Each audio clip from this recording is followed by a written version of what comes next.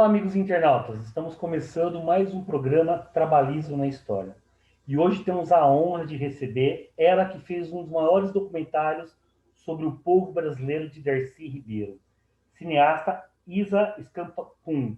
Está correto a pronúncia do seu sobrenome? Como é que é mesmo? Isa Greenspan Ferraz. Ah, tá joia. Qual que é a origem desse sobrenome, Isa?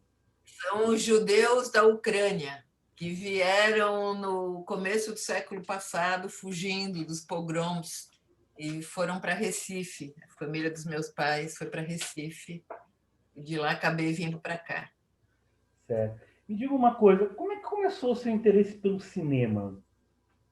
Olha, é engraçada essa história, Henrique. Eu estava fazendo ciências sociais na USP e comecei a trabalhar com a Lina Bobardi, a arquiteta que fez o MASP e o SESC Pompeia, organizando os arquivos dela sobre arte e cultura popular, que eram arquivos que ela tinha reunido nos anos 50 e 60, na Bahia e no Sertão, e que ela queria que alguém organizasse o material que estava muito caótico. E aí eu fiquei trabalhando com a Lina por alguns anos, e num dado dia ela falou assim: Isa, você pensa através das imagens, você tinha que trabalhar com cinema. E aí ela me indicou para o Carlito Maia, que era amigo dela, que era da Globo, que por sua vez me indicou para a Fundação Roberto Marinho, onde eu comecei fazendo telecurso. Depois eu fui entrando para a área de documentário, eu nunca pensei que fosse ter esse caminho, e aí foi. Agora, o seu trabalho é um trabalho muito militante, é um trabalho político, em vários trabalhos que você fez. As suas referências políticas começam como? Olha, eu sou de uma família de esquerda, eu nasci no meio de uma família de esquerda, que era ligado, quando eu nasci em 58, eles eram ligados ao Partido Comunista, em Recife, e eu sou sobrinha do Carlos Marighella, a minha tia Clara, viúva do Marighella, é irmã da minha mãe. E então a gente teve muito contato com toda a família, era de esquerda, de várias áreas da esquerda. Então eu já cresci nesse ambiente, não que meus pais fossem ativos militantes, mas eram simpatizantes, ajudaram muito, inclusive meu tio Marighella, mesmo quando bastante perseguido, até ele ser morto em 69. Então é uma família que sempre teve esse pensamento ligado às humanas, às ciências humanas, a essa vontade de ver um Brasil mais livre, democrático e justo. Então, esse é o meu ambiente de formação. Agora E aí, você, fui para Ciências Sociais na USP, no momento da redemocratização, eu entrei em 76, então eu peguei a abertura, íamos para a rua direto, para passeatas, foram as primeiras passeatas, e isso, então, aí eu fui tomando o meu próprio rumo. agora você disse que era a sobrinha do Marighella, né? Marighella é um personagem fantástico e um ídolo na esquerda brasileira, né? Pela sua luta, pelo seu ideal. Como é que é ser sobrinha do Marighella, Isa? Qual o impacto disso na sua vida? Inclusive depois você trabalhando nas organizações Globo também, né? São coisas bem diferentes. O impacto é, por um lado, um profundo orgulho, e eu tinha um profundo amor por ele, eu tinha uma relação afetiva, era muito pequena, e ele era um tio muito brincalhão, ele era dentro de casa, eu nunca poderia supor que aquele homem fosse o mesmo dos cartazes de procura assim nas ruas da cidade e na capa dos jornais, porque Marighella foi considerado o inimigo número um da ditadura brasileira, né? Então eu não conseguia associar, mesmo vendo as fotos. Então teve essa coisa que era carinhosa, muito. Ele era muito engraçado, ele brincava com a gente o tempo todo, fazia piada, fazia canções para a gente, e com o nome dos nossos colegas de classe que ele lembrava. Por outro lado, foi muito duro, porque ele foi assassinado. Minha tia, irmã da minha mãe, foi para o exílio, passou 10 anos em Cuba, a Clara, e voltou em 79 com anistia. Depois da morte do meu tio, meu pai foi preso no DOI-CODE, porque queriam saber onde estava minha tia, foi torturado, enfim. É uma história pesada e, ao mesmo tempo, uma história de muito orgulho, de ter tido essa oportunidade, esse privilégio de viver, ter compartilhado uma parte da minha infância, quer dizer, a minha infância com pessoas tão legais. Porque, assim, a direita, né, de uma certa forma, demonizava essas grandes lideranças, né? E para minha geração que não viveu esse período, né, a gente tem Marighella, como outros, como um mito. E a gente muitas das vezes esquece das figuras humanas que está por trás, né, dessas rotulações todas. Cantava, fazia piada. Essa figura humana, pouco passado para as gerações futuras, o que você tem a dizer dessa figura humana do Marighella? Então, Henrique, o que eu consegui formular sobre isso foi o que eu pus no filme, longa-metragem, documental que eu fiz sobre meu tio, que se chama Marighella. Foi lançado em 2011 na Mostra de Cinema, no Festival do Rio, foi para Cuba, fez todas as capitais quase.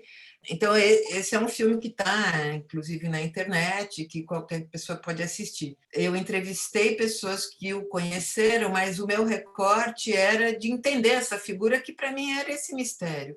Inclusive, eu começo o filme falando isso, que eu não podia imaginar que aquela figura que era tratada como um assassino, que os cartazes todos de procura-se, que era um cara nefasto à sociedade, fosse aquele meu tio carinhoso, brincalhão, que estava em casa contando histórias incríveis. Então, o que deu origem a esse filme foi essa inquietação que ficou dentro de mim desde quando ele foi assassinado. Eu ia fazer 11 anos. E isso fermentou na minha cabeça até que eu consegui botar isso num filme.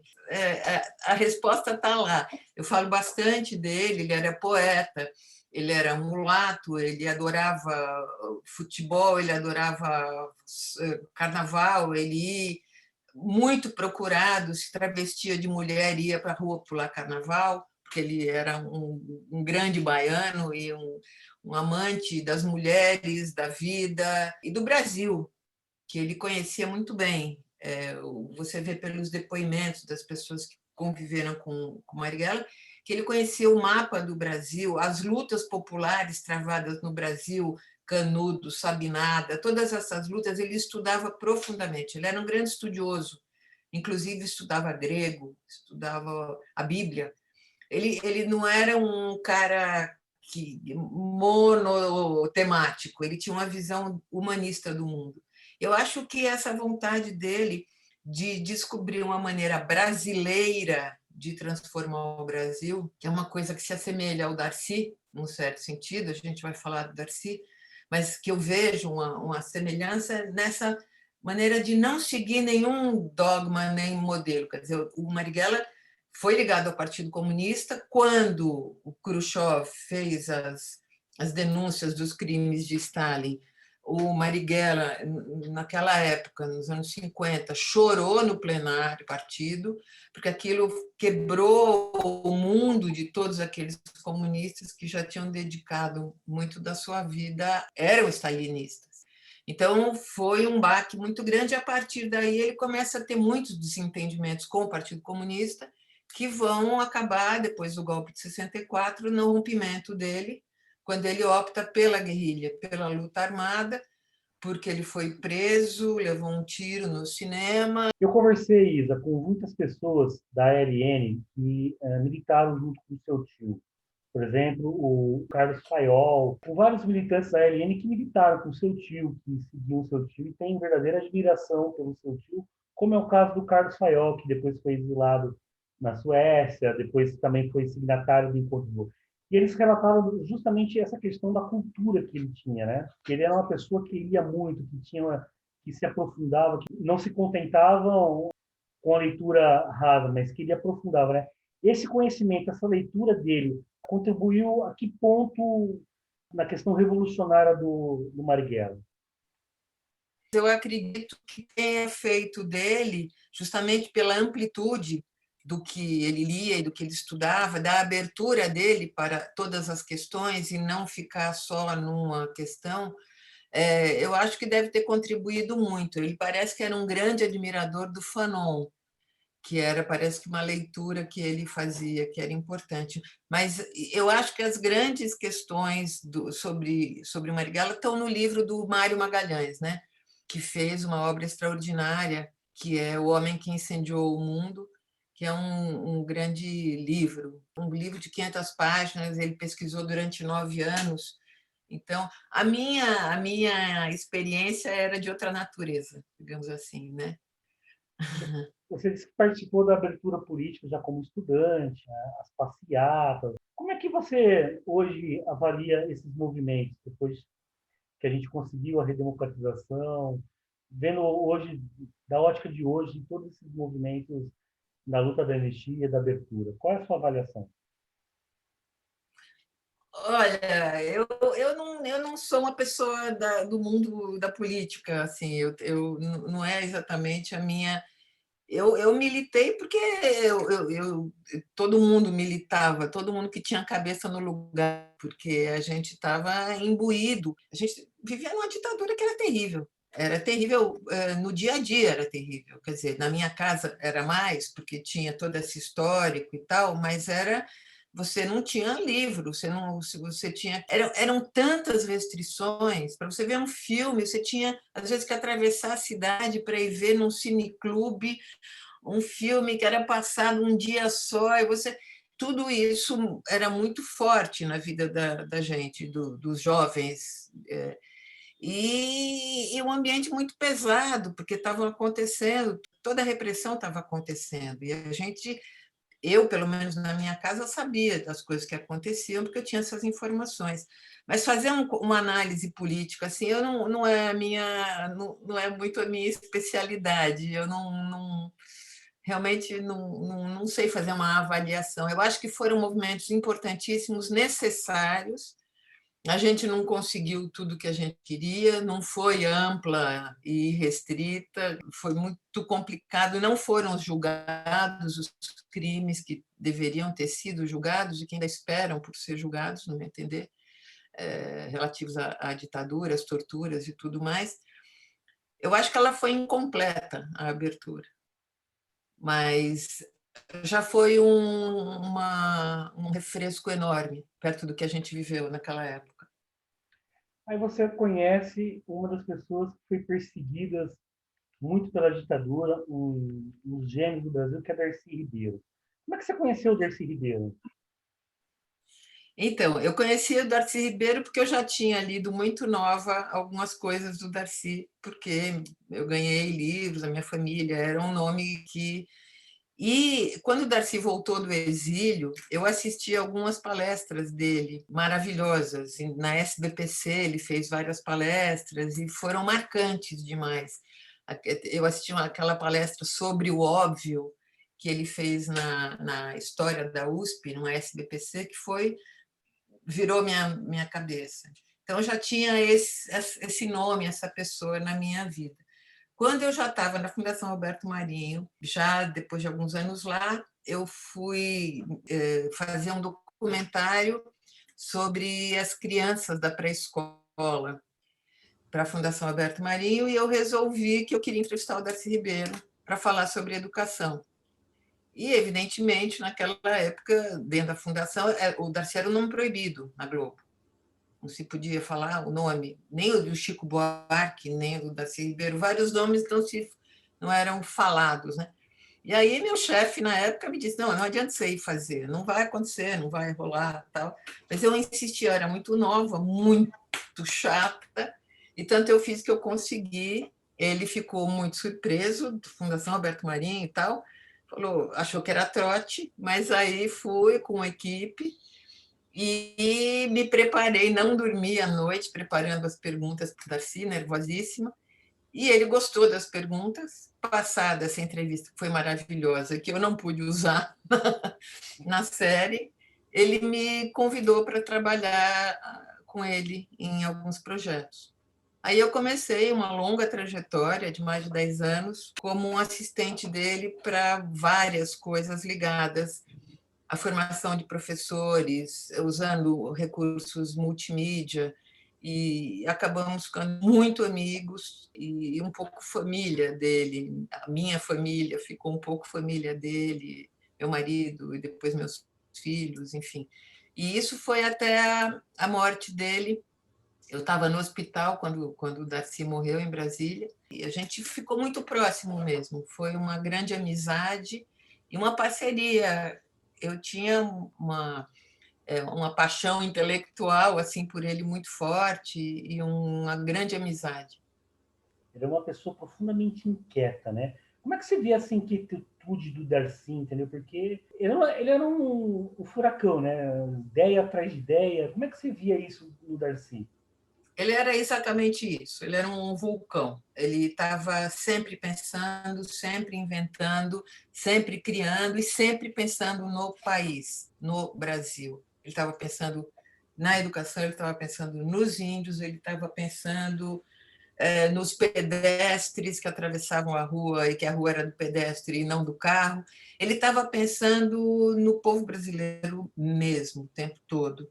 Ele, na véspera de morrer, ele entrou em coma na manhã de segunda-feira, dia 17. No domingo, ele me ligou de tarde, ele estava escrevendo no hospital, ele estava preparando textos e me passou uma lista de tarefas, de coisa que era para eu fazer. Eu ia pegar o avião no outro dia. Enfim, ele continuava sonhando um Brasil que ele acreditava possível.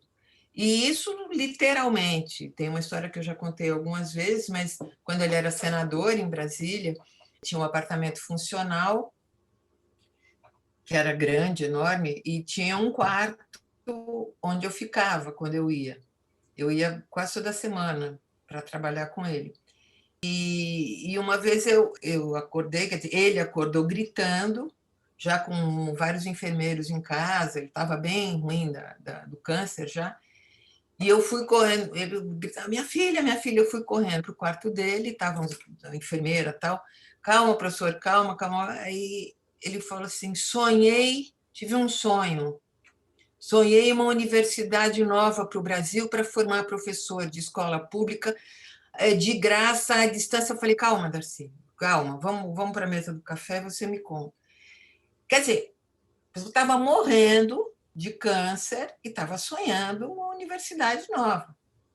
Pegou o telefone, ligou para o Fernando Henrique, que era o presidente da República, falou Fernando, que o atendeu na hora. Fernando, eu quero que você venha aqui com Paulo Renato, que era ministro da Educação, e que eu quero fazer uma universidade, eu quero que vocês façam uma universidade nova para formar os professores de primeiro grau. Então, era assim, ele era isso mesmo, ele não parava, ele escrevia o dia inteiro, ele pensava o dia inteiro. Ele era um homem de ação, além de ser um homem de pensamento, ele era um homem de ação. O documentário que você fez sobre o povo brasileiro, que é um dos maiores livros do Darcy, demorou 30 anos para escrever esse livro. Como é que surgiu essa ideia do documentário? Como é que foi a construção desse projeto?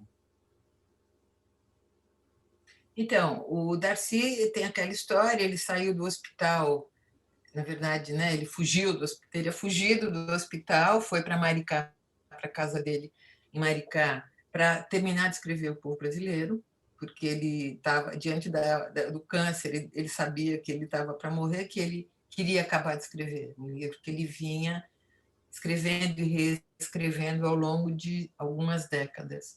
E quando ele terminou, ele mandou o original para alguns amigos e mandou para mim.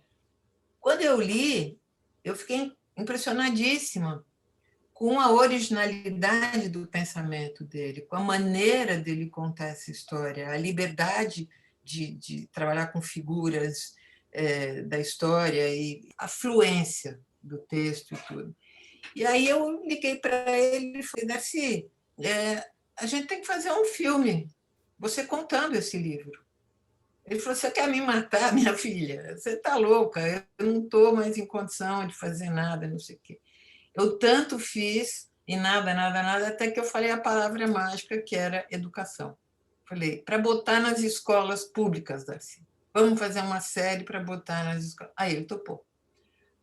Aí eu não tinha dinheiro, eu não tinha equipamento, consegui com os amigos, montei uma equipe de amigos, consegui meu equipamento emprestado, fomos para Maricá e ficamos lá 5 dias, gravando um pouquinho de cada vez, porque ele estava realmente muito abatido, apesar de nem parecer tanto na série.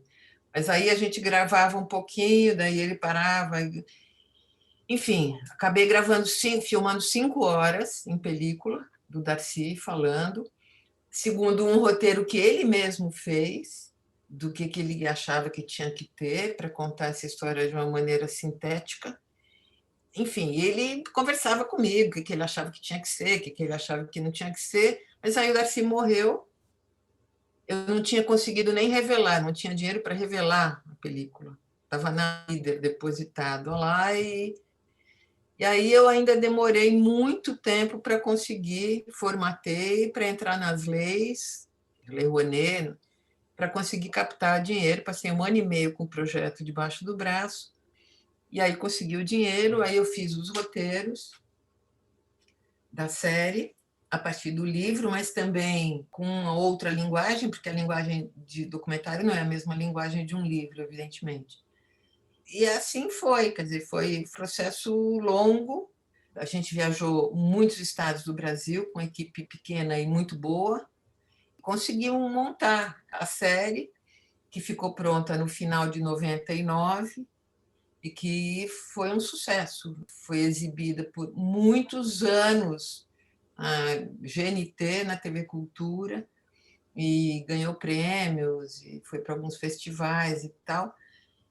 Enfim, foi assim. Mas teve uma história curiosa, porque eu tinha feito em 93 um documentário junto com o cineasta Aurélio Miquiles, um documentário sobre a Lina Bardi, com quem eu tinha trabalhado. E eu mostrei, uma vez o Darcy veio para São Paulo, foi almoçar na minha casa, e eu passei para ele esse documentário da Lina Bardi, que ele conheceu também, que ele gostava muito. E quando terminou de assistir, ele estava com os olhos marejados e falou assim: Minha filha, quando eu morrer, você vai cuidar da minha glória. Falou brincando. Mas então, de certa forma, eu fiz o que ele pediu. Ele não precisava de ninguém que cuidasse da glória dele, na verdade, porque ele tem bastante potência, né, em tudo que ele fez, seja no trabalho com os índios, seja no trabalho para a educação pública brasileira, seja no trabalho de criação de universidades, seja na literatura. Ele escreveu um romance como Maíra, por exemplo, que o professor Antônio Cândido considerava um dos grandes livros de romances do século XX. Ele foi um político ativo. Enfim, ele era um homem de muitíssimas qualidades, né? Agora, no livro O Povo Brasileiro, ele começa com a grande pergunta por que o Brasil não deu certo. E ele mesmo, por vários momentos no livro, acaba respondendo que é a nova Roma, o novo gênero humano, né? As desconstruções étnicas das matrizes que compõem o Brasil. Ele era muito inquieto com isso tudo, Isa. Como é que era o Darcy nessa questão da nova Roma, nessa questão da desconstrução étnica das nossas matrizes? Eu acho que hoje eu não sei bem como ele estaria vendo tudo isso, essas movimentações todas, muita coisa mudou de quando ele escreveu e concebeu essas coisas todas para hoje. Eu acho que o Darcy ele bebeu em muitas fontes, de Gilberto Freire e em muitas fontes de pensadores, outros, mas ele tinha uma leitura dele própria, singular, dessa mestiçagem brasileira, que não era ao contrário das leituras simplistas de muita gente, reducionista, no meu entender. Ele não dizia que foi uma mestiçagem entre iguais, nem. Eu acho que essa é a grande questão, que o Darcy, assim como Gilberto Freire, mas o Darcy muito mais que Gilberto Freire, nesse sentido, ele falou da escravidão com toda da violência da escravidão, da crueldade do que era feito aqui, do que foi feito, e dessa marca terrível de ter sido o último país do mundo a acabar com a escravidão e de tudo que isso impregnou a alma brasileira, né? Ao mesmo tempo, ele conseguia ver nessa mistura, mesmo que desigual, o surgimento de um povo que ele chamava de povo novo, que é uma categoria que ele inventou, de certa forma, que não é mais nenhuma coisa, nem outra, nem outra. É a ninguémdade que ele falava. Que desse ninguém podia surgir uma coisa muito bacana. Essa era a nossa possibilidade de ter uma mensagem planetária, de dizer ao mundo uma outra maneira de estar no mundo, que era fruto dessa história, ao mesmo tempo de sofrimento e também de muita beleza. Porque o Darcy ele é um ponto fora da curva, né, do debate dos grandes sociólogos do Brasil. Nessa questão do povo novo, dessa miscigenação violenta, como é que o Darcy via esse debate? Porque ele era muito contestado também por vários acadêmicos nessas questões que ele defendia. Ele era e continua sendo. Sim. Ele sempre esteve à margem da academia. Quer dizer, na época em que ele era um antropólogo que fez aquela maravilhosa, imensa, como é, os estudos, gente, de antropologia do Brasil, eu acho que é ensaio, esqueci o nome agora exatamente. Ele mantinha aquele rigor do acadêmico, tinha toda a fundamentação, era mais palatável, digamos assim. Mas a partir do momento em que ele vai para uma leitura do país, de uma outra natureza, ele foi muito criticado. E o povo brasileiro é uma obra criticadíssima. Não é considerado dos grandes intérpretes do Brasil pela academia. São Paulo, por exemplo, não considera, não sei aí no Rio, mas há uma dificuldade muito grande justamente por ele não se encaixar em nenhum modelo, e não se encaixar em lugar nenhum. Ele é um livre pensador, num certo sentido. E ele diz isso com todas as letras. Ele diz: eu queria inventar uma teoria do Brasil. Ele falava isso, eu gravei ele falando isso. Eu queria inventar eu era um marxista meio vagabundo e eu queria inventar uma teoria para explicar o Brasil e por que o Brasil não deu certo. Então, ele aí começa com aquela história dos povos transplantados, os povos testemunho, não sei o quê, e aí surge a categoria do povo novo, que ele desenvolve no povo brasileiro, no livro Povo Brasileiro. Agora, ele é muito criticado, sim, e eu acho que ele merece ser lido, porque a gente pode ler colocando pitadas de sal nas coisas e tal, mas ele tem uma contribuição para um pensamento livre muito, muito grande, eu acho. São intelectuais em São Paulo, Paulo Freire, que também é um grande educador, e tentaram sempre criar uma rivalidade entre o Darcy e o Paulo Freire, que nunca houve, né? Porque os dois eram muito amigos, né? Companheiros. Você sente isso daí um pouco em São Paulo, dessa tentativa, dessa rivalidade que não existe entre Darcy Ribeiro e Paulo Freire? Não, você sabe que eu nunca tinha ouvido falar disso. Inclusive, eles eram mesmo muito amigos. E quando o Darcy foi secretário extraordinário de negócios, como é? O Brizola deu a ele um cargo incrível, era secretário extraordinário de projetos especiais. Ou seja, ele podia fazer o que ele quisesse. E ele foi fazer CIEP. Ele foi fazer formação dos professores do CIEP. A primeira pessoa que ele chamou para estar no conselho foi o Paulo Freire, que participava das reuniões lá na secretaria, aí no Rio. Então, eu nunca soube de rivalidade, não. É porque o Paulo Freire fundou o PT, depois o Darcy do PDT, então existia, não dos dois, entendeu? Não era verdade, porque eles se respeitavam muito. O Antônio Cândido, por exemplo, que também foi fundador do PT, tinha uma admiração, um respeito e um carinho pelo Darcy enorme. Tive o prazer também de desfrutar da amizade do Antônio Cândido, e ele tinha uma consideração enorme pelo Darcy. Então, eu acho que essas tentativas, não devia nem gastar muito tempo com isso. Agora você falou de Maíra, que é um clássico. E o Darcy começou a escrever esse livro 3 vezes. Né? Ele começa no exílio, vem para o Brasil, vai preso, recomeça, depois volta. Como é que era o Darcy? Era muito desorganizado. Como é que funcionava o Darcy Ribeiro? Ele não era desorganizado. Não? Não. Ele podia ter crises de criatividade, como todas as pessoas que criam. E ele disse que Maíra foi uma dessas crises de criatividade. Quer dizer, mas ele não era desorganizado, não. Ele era organizado, ele sabia mandar, mandão, dava ordem e queria ver cumprido. Ele não era mole, não. Ele não tinha nada de mole. As pessoas que trabalhavam com ele sabem disso muito bem.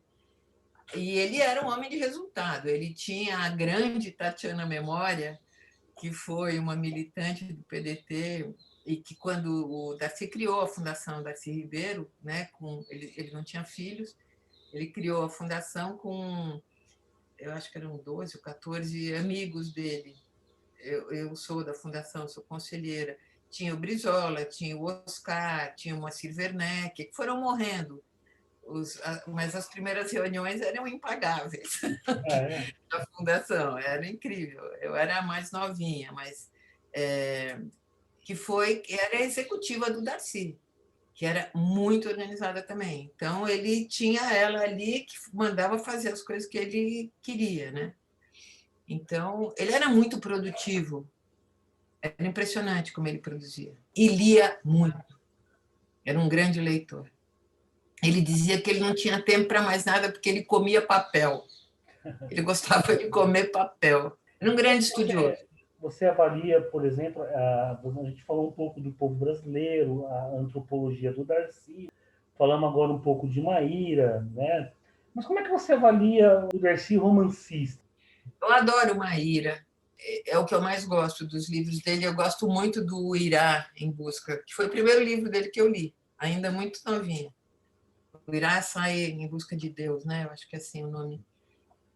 Ele dizia que a grande obra dele, que tudo ia virar poeira. Só uma coisa não ia virar poeira, os Diários Índios. Ele dizia que era o único livro dele que ia ficar para sempre na história e que ia ser respeitado. Que é um livro impressionante. São os diários que ele começa a escrever como se estivesse escrevendo para Dona Berta, a mulher dele, quando estava vivendo com os índios. Ele passou 10 anos vivendo com os índios, uma parte com a Berta e outra parte depois sem a Berta. E ele faz uma pesquisa de campo ali, ele consegue extrair relações e tal, muito importantes. Ele dizia que era o melhor livro dele. Eu acho que o Darcy tem uma obra irregular. Eu não sou também crítica literária, não posso dizer isso, mas na hora que o Antônio Cândido diz que Maíra é um dos grandes livros do século XX, a gente deve acreditar no Antônio Cândido, né? Enfim, eu acho que vale a pena ler, e para começar, o Maíra, realmente, que é uma obra extraordinária, que tem muitas camadas de histórias. Agora, o Darcy, nessa sua toda a criação, tudo, e fruto do que ele escrevia, ele era uma pessoa muito indignada, né, com as injustiças, coisas. Né? Como é que era essa indignação do Darcy? Não, isso era sério. Isso era uma coisa. Ele tinha algumas falas extraordinárias em que ele dizia: no Brasil não tem uma galinha solta na rua. Agora, tem milhões de crianças vivendo na rua. Como é possível? Ele era um ser profundamente indignado. Ele dizia: mas não é tão simples ter casa e comida para todo mundo? Como é que um país desse tamanho, com essa riqueza, com essas condições climáticas, não sei o quê, tem gente passando fome? Ele era uma indignação muito profunda. Nesse sentido, ele tinha uma relação muito forte com o Glauber Rocha, nessa tentativa de entender e de mudar esse país, essa revolta em tudo que ele produzia, que ele fazia. Isso foi uma marca do Darcy. E ele, ao fim da vida dele, quando ganhou um prêmio muito importante no exterior, porque ele acabou sendo doutor honoris causa em várias universidades do mundo e tal, ele disse: eu perdi, eu fui derrotado em tudo o que eu tentei. E ele dizia: os meus índios estão sofrendo do mesmo jeito, os meus meninos não têm escola de período integral, mas eu não queria estar no lugar dos meus vencedores. Então, ele sentia que tinha tentado muitas coisas e tinha conseguido muito pouco diante dessa realidade brasileira tão cruel, tão perversa, essa desigualdade social tão imensa. A questão da educação doía nele, na alma dele, profundamente. Ele tinha um amor como ele dizia, pelas gentes brasileiras, que era muito verdadeiro. Ele foi reitor, ele foi chefe da Casa Civil, ele foi senador, ele morreu e não deixou praticamente nada, ele não tinha nada. Ele era o mesmo moleque de Montes Claros, num certo sentido, que ia para o Senado, daqui até aqui estava tudo chique, ele chegava no gabinete dele, ele tirava o sapato e ficava descalço, passava o dia descalço dentro do gabinete dele no Senado, sabe? Assim, era uma pessoa que é outro tipo de gente. Agora a gente estava falando um Que não pouco tem das nada. paixões do Darcy, né? A paixão pelos índios, né? A paixão pelas crianças. Agora, tinha uma paixão também muito grande do Darcy, que era a UNB, que foi uma universidade que ele construiu junto com o Anísio Teixeira. E tem um discurso muito doído do Darcy quando ele ganha o título de honoris causas da UNB, né?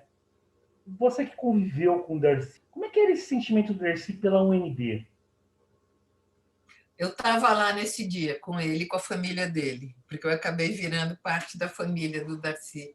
E, e continuo muito amiga dos Ribeiro. Ele amava como um filho, ele dizia isso. O NB é um filho meu. É um filho que foi destruído, num certo sentido, quando veio a ditadura e com tudo o que aconteceu ali de destruição de um projeto belíssimo, altamente revolucionário de universidade. Uma universidade voltada para pensar o Brasil, para transformar o Brasil no lugar central do Brasil, em Brasília. Ele achava que tinha que formar os quadros que tivessem competência, qualidade e liberdade para pensar um Brasil diferente.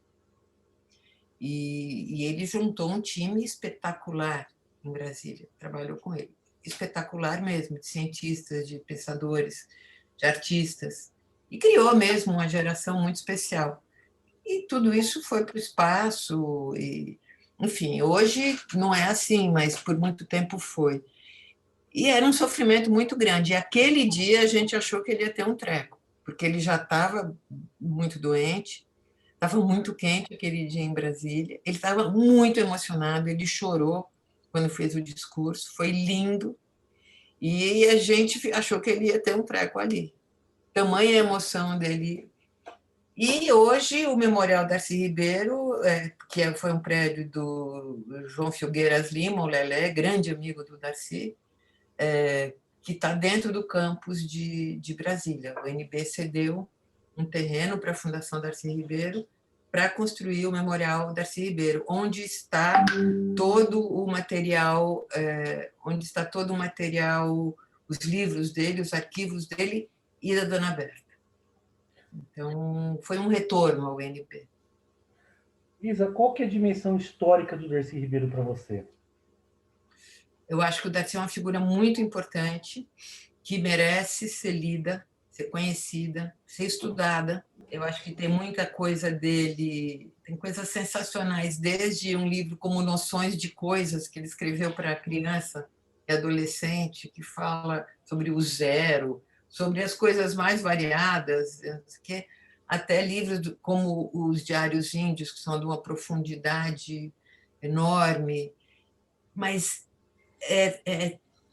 também muito por essa postura, essa forma de estar no mundo, que é uma coisa que tem uma coerência a vida dele muito grande.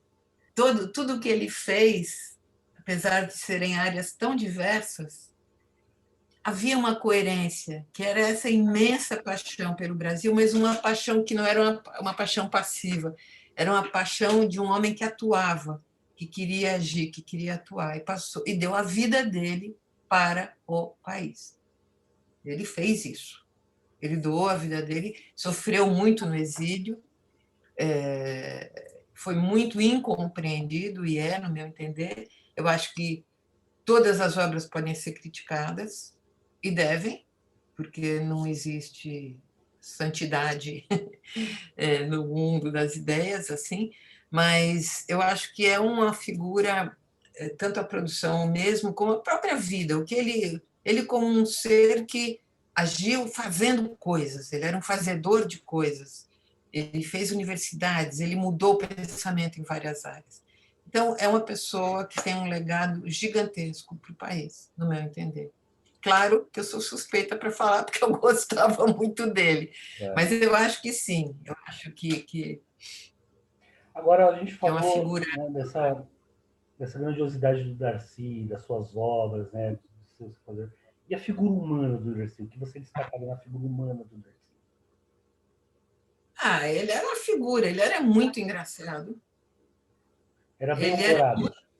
ele era bem-humorado, ele era muito generoso. Então, ele era um cara que lutava e se jogava no chão com meu filho pequenininho e se trocava porrada com meu filho pequenininho. No chão, os dois rolavam. Porque meu filho pequenininho era muito lindo e ele adorava. Então era um cara que, assim, eu ficava trabalhando, fazendo as coisas em Brasília. Quando eu chegava, ele estava me esperando com um copinho de chá whisky. Porque ele não podia mais beber, mas para me fazer companhia, ele fazia um chazinho de uísque, ficava e perguntava.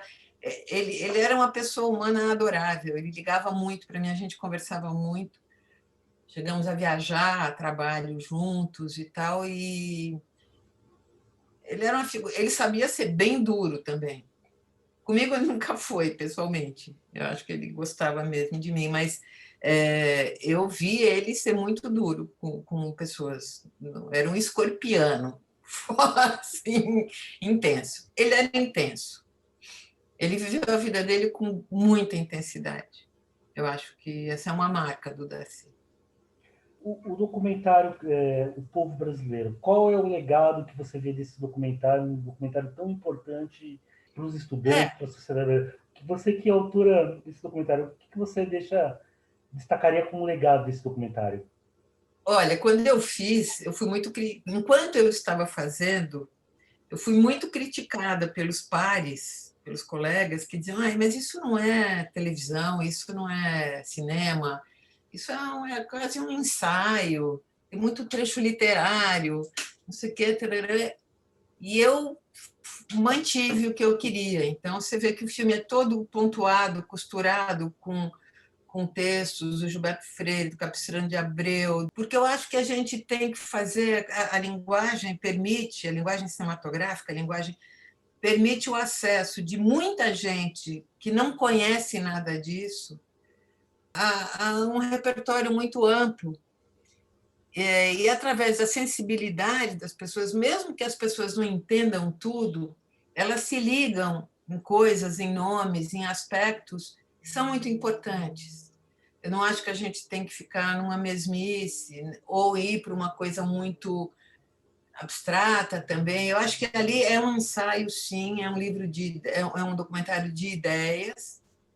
Eu sabia o que eu queria contar ali e usei dos recursos que eu tinha, que era trazer imensa riqueza cultural brasileira, com todos os filmes, com todas as Clementina, os Cartola, os Nelson Cavaquinho, o Luiz Melodia, o próprio Chico Buarque, que generosamente foi lá e leu trechos que o Darcy não tinha falado no documentário, na gravação, e que eu tinha que ter para fazer o roteiro ter sentido, e o Chico foi lá e fez e tal. Então, eu acho que a série ela consegue construir de uma maneira mais simples essas ideias que o Darcy tentou trazer no livro dele.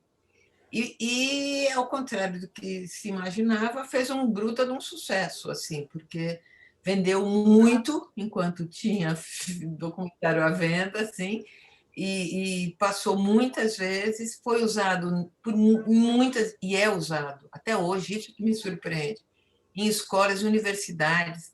A professora Aziza Absaber usava nas aberturas de curso na USP. Assim, eu sempre me surpreendo em saber que ainda hoje é muito visto. Eu fico muito feliz, porque é o Darcy falando. Né? E me diga uma coisa, o Darcy hoje estaria escrevendo o quê? O que você acha que seriam as grandes indignações do Darcy hoje?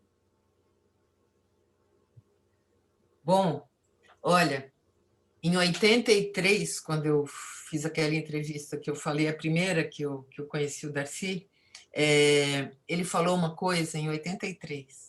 Falou assim: se não tiver escola de período integral para todo mundo, daqui a 10 anos vão estar o Exército, a Marinha e a Aeronáutica embaixo dos morros, porque isso vai explodir. Vai explodir. Ele falou isso em 83. Nós estamos em 2021, praticamente. Explodiu tudo. Explodiu para um lado, explodiu para o outro. Não temos escola de período integral. Continua um monte de gente morando na rua. E eu acho que ele ia estar brigando pelas mesmas ideias, mas ligadão no que está sendo feito nas periferias, o que está acontecendo, porque ele era também muito ligado ele nas coisas novas que surgiam. Ele não ficava parado. Ele queria saber o que estava rolando. Então, eu acho que ele estaria acompanhando as coisas aí, todas novas. Não ia estar parado em lugar nenhum. Agora falta um filme biográfico da vida do Darcy, né? Quando vai ter um filme biográfico do Darcy? Não sou eu que vou fazer. Eu não sei fazer ficção. É, é um personagem que dá uma boa ficção. Começando lá nas brenhas do Guimarães Rosa, quase, né? E seria lindo. E para terminar, se você tivesse hoje agora diante do Darcy, o que você diria para ele? Eu ia dar um tremendo abraço nele, que eu estou morrendo de saudade. Eu sonho com ele ainda muito. É engraçado que eu sonho, eu tenho muita saudade, ele faz muita falta. Como ser humano, como parceiro de trabalho, como uma pessoa que ativa suas ideias, porque ele não te deixa nunca numa condição de conforto. Ele te tira da zona de conforto o tempo todo. E isso é maravilhoso. Quero agradecer imensamente pela essa entrevista, entendeu? Obrigada, E eu que espero agradeço. ter outras oportunidades da gente discutir um pouco mais de Darcy, um pouco mais de cinema. Muito obrigado. A você, Obrigada. internauta, queremos agradecer. E agora, para finalizar, as últimas palavras da nossa entrevistada, a Ilza, que é cineasta e fez o documentário O Povo Brasileiro. Suas considerações. Eu queria agradecer, eu acho que eu falei, você fez uma ótima entrevista, eu acho que eu falei o que eu podia falar sobre ele. Ele é uma figura de mil faces e tem muito que ser estudado sobre o Darcy, que ser analisado, que ser pensado. Ele ainda é um personagem a ser descoberto. Você terminou bem dizendo quando é que vai ter uma ficção que possa desvelar mais camadas do Darcy. Eu acho que é isso. Muito obrigado, viu? Obrigada, Henrique.